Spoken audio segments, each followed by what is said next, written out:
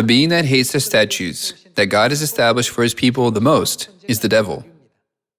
The enemy, the devil, incited people and ultimately took measures to make the New Covenant Passover disappear from the earth. Therefore, what does Galatians chapter 1 say?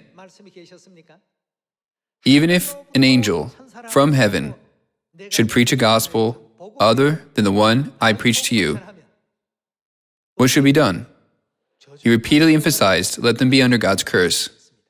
In other words, does it mean that without having the truth and laws of the New Covenant Passover, as proclaimed by Jesus, one cannot go to heaven?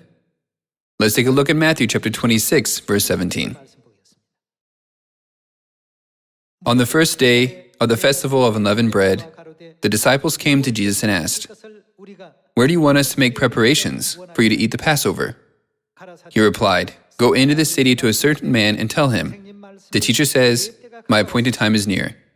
I'm going to celebrate the Passover with my disciples at your house.'"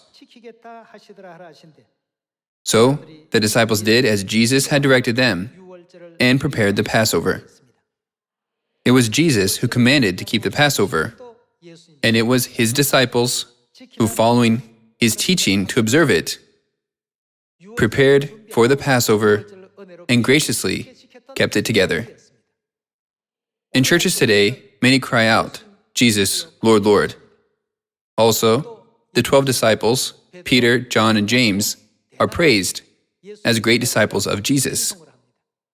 Apostle Paul is an indispensable figure as an example of our faith.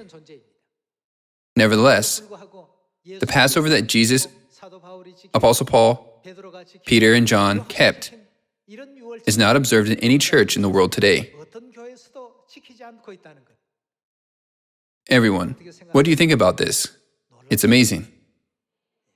Truly astonishing. They say Peter has great faith, but the faith of keeping the Passover is not visible to their eyes. Apostle Paul is a great figure who spread the message of Christ all the way to Europe. He is a great apostle. As he traveled on his missionary journeys, he brought the news of the gospel, the covenant of God, for the salvation of mankind.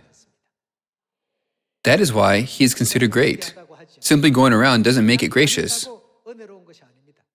Jesus gave teachings, and Paul also said, "What I delivered to you is what I received from the Lord."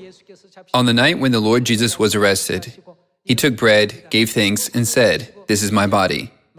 Then he took the cup and said, "This cup is a new covenant in my blood, which is poured out for many for the forgiveness of sins." This was clearly mentioned in 1 Corinthians chapter 11.